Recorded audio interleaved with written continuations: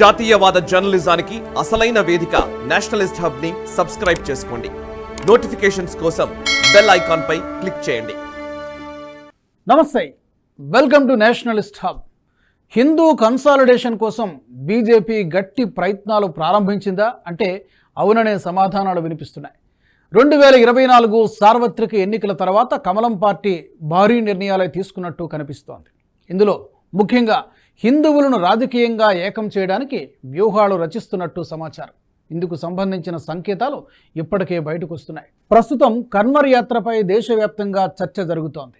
కన్వర్ యాత్ర జరిగే దారిలో ఉన్న షాపులన్నిటికీ యజమాని పేరు ఖచ్చితంగా ప్రకటించాల్సిందే అంటూ యోగి ప్రభుత్వం ఆదేశాలు జారీ చేసింది. ఈ విధంగా పేరును ప్రకటిస్తే యాత్రకు వెళ్లేవారంతా తమకు నచ్చిన చోట భోజనం చేస్తారని చెప్పారు. కన్వర్ యాత్ర చేసేవారంతా నిష్ఠతో ఉంటారు కాబట్టి ఈ ఆదేశాలు ఇచ్చినట్టు చెప్పారు.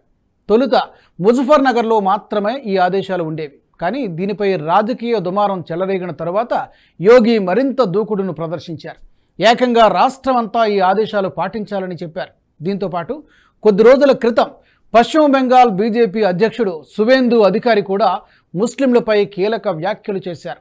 సబ్కా సాత్ సబ్కా వికాస్ అన్నది పాటించాల్సిన అవసరం లేదని చెప్పారు. తాము ముస్లింలకు ఎన్ని పథకాలను అందిస్తున్నా వారు మారడం లేదని చెప్పారు.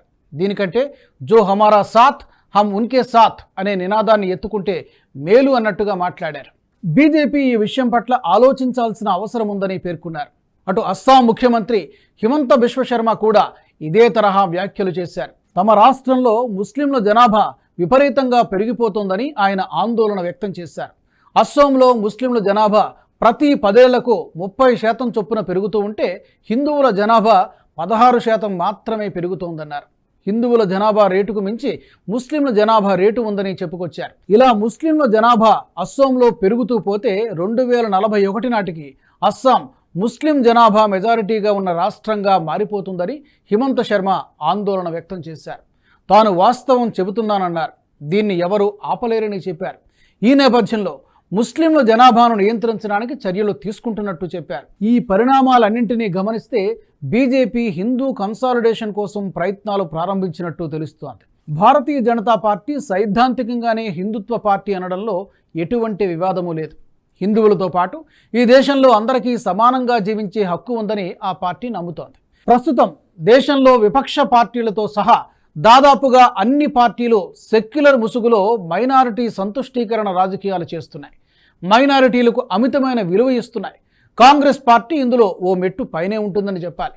మైనారిటీ బుజ్జగింపు కోసం మెజారిటీలను వేధించే పనికి కూడా పూనుకుంటోంది. కొన్ని దశాబ్దాలుగా హస్తం పార్టీ ఇదే పని చేసింది. దీంతో హిందువులు విసిగి వేసారిపోయారు. తమను అందరితో సమానంగా గుర్తిస్తే చాలని భావించేవారు. అటువంటప్పుడు హిందువులకు బీజేపీ ఒక చుక్కానిగా నిలిచింది. కమలం పార్టీ అయోధ్య రథయాత్రను భుజానికి ఎత్తుకుంది. అప్పటి వరకు అయోధ్య ఒక హిందూ ముస్లిం వివాదంగా ఉండేది. కానీ దానిని రాజకీయ ఉద్యమంగా మార్చి బీజేపీ ఎదిగింది. దీంతో అప్పటి నుంచి కమలం పార్టీకి హిందువుల పార్టీగా ముద్రపడింది. వాజ్పేయి దేశ ప్రధానిగా ఉన్నప్పుడు హిందుత్వం కోసం అనుకున్నంత చేయలేదనే వాదన వినిపించేది. అప్పుడున్న పరిస్థితుల నడుమ కొన్ని సాధ్యం కాలేదని బీజేపీ చెబుతోంది. వాజ్పేయి హయాంలో అంతా సంకీర్ణ ప్రభుత్వాలే కాబట్టి పూర్తి స్థాయిలో ఈ సంతుష్టీకరణ సాధ్యం కాలేదు. మోదీ 2014లో తొలిసారి ప్రధానమంత్రి అయ్యారు. అప్పటి జాతీయ అధ్యక్షుడు అమిత్ షా, ప్రధాని మోదీ కలిసి హిందూ సంతుష్టీకరణకు బాగానే ప్రయత్నం చేశారు. ఒకప్పుడు హిందువులోని చెప్పుకోవడానికి జంకే పరిస్థితి ఉండేది. కాంగ్రెస్ ప్రభుత్వం ఉన్న సమయంలో బొట్టు పెట్టుకుంటే వారిని పనికిరాని వారిలా చిత్రీకరించేవారు. సాంప్రదాయాలు పాటించేవారంటే ఒక రకమైన హేయభావం సృష్టించేవారు. అటువంటి పరిస్థితిని బీజేపీ పూర్తిగా మార్చివేసింది. తాము కూడా హిందువులమే అని గర్వంగా చెప్పుకునే పరిస్థితికి హిందువులు వచ్చారు. ఈ కారణాలతోనే బీజేపీకి హిందువులు కాస్తంత దగ్గరయ్యారు. యూపీలో 2017లో బీజేపీ గెలుపు కోసం హిందూ సంతుష్టీకరణ బాగా ఉపయోగపడిందనే చెప్పాలి. ముజఫర్ నగర్ అల్లర్లలో అప్పటి అధికార పార్టీ సమాజ్వాదీతో పాటు కాంగ్రెస్ కూడా ముస్లింల పక్షాన నిలబడింది. తప్పు అవతలవారిదైనా హిందువులు ఎలాగో తమకే ఓటు వేస్తారనే కారణంతో హిందువులను దోషులుగా చూపించారు. కానీ బీజేపీ సెక్యులర్ ముసుగులో ఉన్న పార్టీల ద్వంద్వ వైఖరిని ప్రజల ముందుంచింది. హిందువులను దోషులుగా చూపడమే ఈ పార్టీల లక్ష్యమని బీజేపీ ప్రచారం చేసింది. దీంతో పాటు ఒక ముస్లిం అభ్యర్థిని కూడా నిలబెట్టకుండా బీజేపీ ఎన్నికలకు వెళ్ళింది.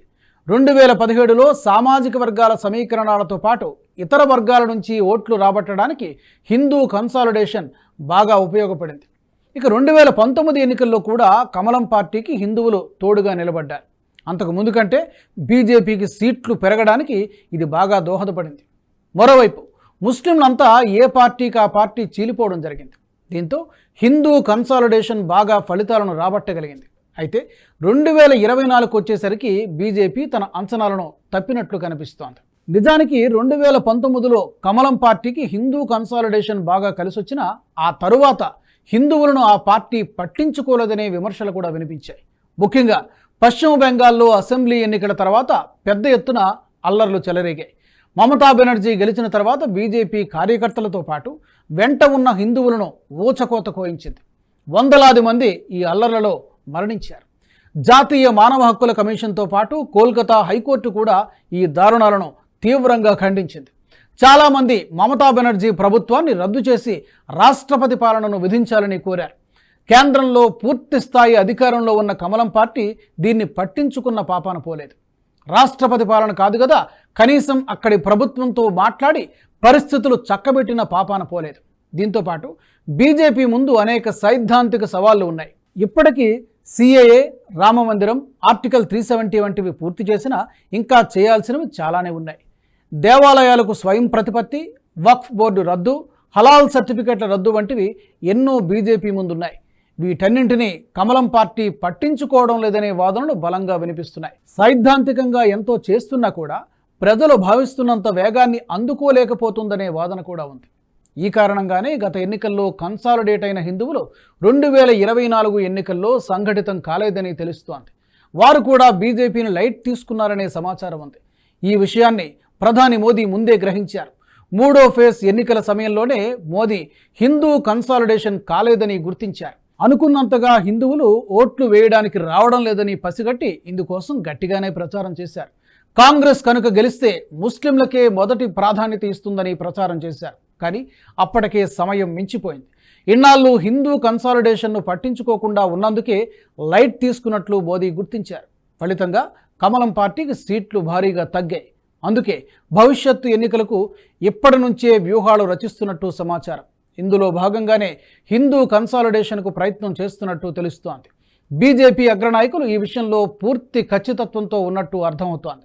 అందుకే యోగి కన్వర్ యాత్ర విషయంలో తీసుకున్న నిర్ణయాన్ని ఎందరో వ్యతిరేకిస్తున్నా పట్టించుకోవడం లేదు. ఈ విషయంలో మరింత ముందుకే వెళుతున్నారు తప్ప వెనక్కి తగ్గడం లేదు.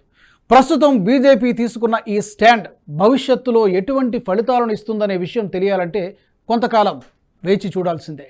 ఈ వీడియో మీకు నచ్చినట్టయితే లైక్ చేయండి, 10 మందికి షేర్ చేయండి. అలాగే కామెంట్ల రూపంలో మీ అభిప్రాయాలను మాతో పంచుకోండి. Nationalist hub group of channels ను సబ్స్క్రైబ్ చేసుకుని తెలుగునాట జాతీయవాద జర్నలిజాన్ని ప్రోత్సహించండి. ఈ వీడియో కింద ఉన్న బెల్ ఐకాన్ పై క్లిక్ చేయడం మర్చిపోవద్దు.